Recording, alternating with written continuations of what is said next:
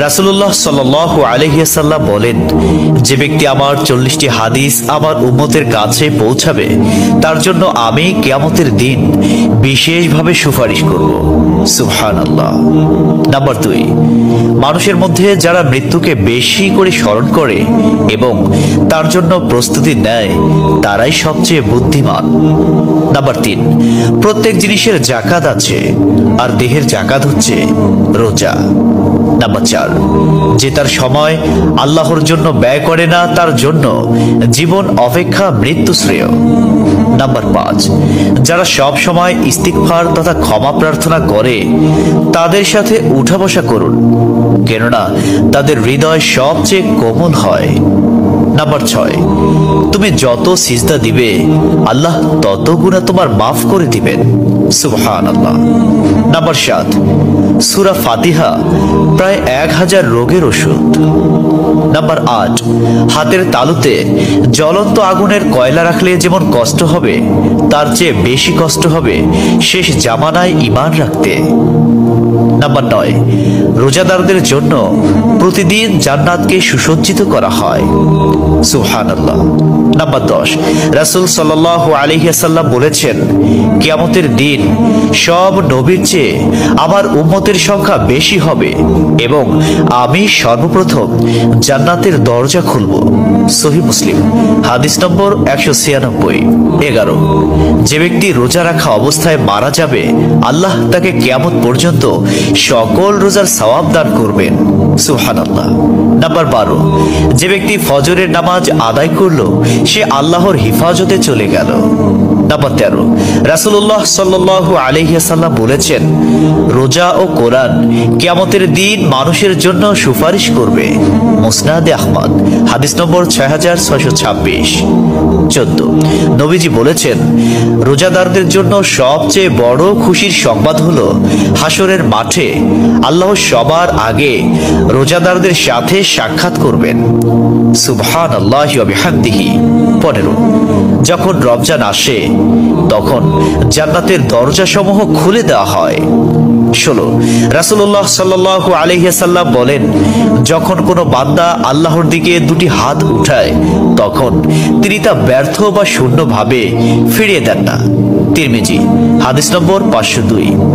17, হযরত মুহাম্মদ সাল্লাল্লাহু আলাইহি ওয়াসাল্লাম বলেছেন, একটি খেজুরের অর্ধেক হলেও দান করে জাহান্নামের শাস্তি হতে নিজেকে হেফাজত করো। সহিহ বুখারী, হাদিস নম্বর 6023। প্রিয় ভাইরা, নাম্বার 18, যদি ভালো হতে চাও তবে সর্বপ্রথম মিথ্যা বলা ছেড়ে দাও। 19, তুমি যখন রাস্তা দিয়ে যাও তখন আল্লাহর নামে জিকির করো, কারণ হাসরের দিন ওই রাস্তা তোমার নামে সাক্ষ্য দিবে। 20, তোমরা সব সময় উযু করো, কারণ কিয়ামতের দিন যারা উযুকারী তাদের হাত পা উজ্জ্বল থাকবে। সুবহানাল্লাহি ওয়া বিহামদিহি। 21, যার দুঃখ বেশি তার প্রতি আল্লাহর রহমত বেশি।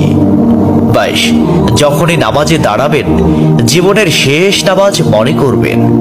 23, যে মহিলা গর্ভাবস্থায় 1 খতম কোরআন পাঠ করবে তার গর্ভের ওই সন্তান একজন নেককার বান্দা হিসেবে দুনিয়াতে আগমন করবে। সুবহানাল্লাহ। 24, চুপ থাকার কারণে মানুষের যে মর্যাদা হাসিল হয় তা 60 বছর নফল ইবাদত হতে উত্তম।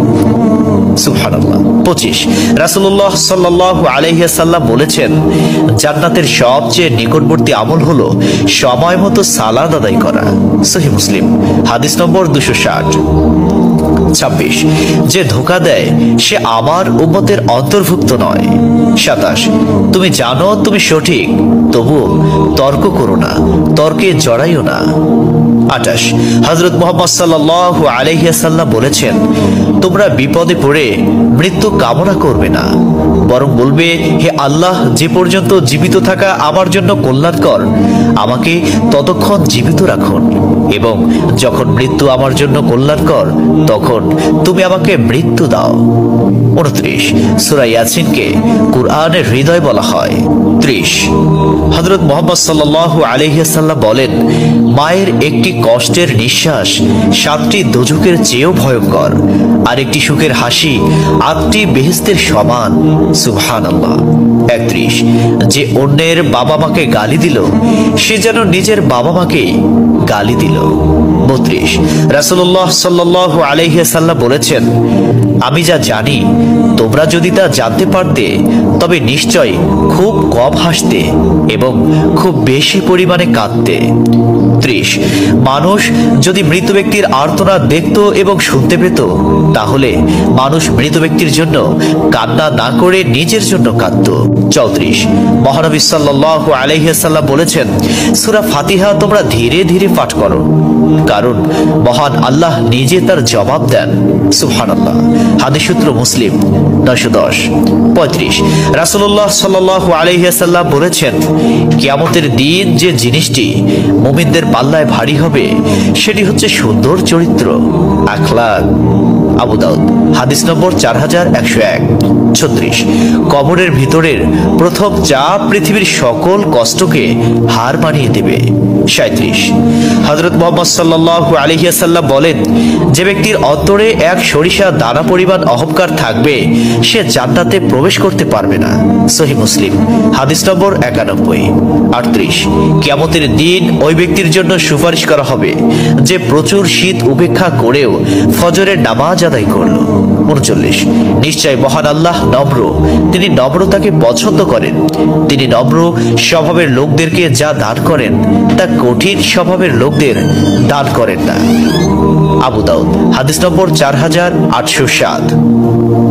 40 কবর মানুষকে দিনে 70 বার স্মরণ করে এবং ডাকে।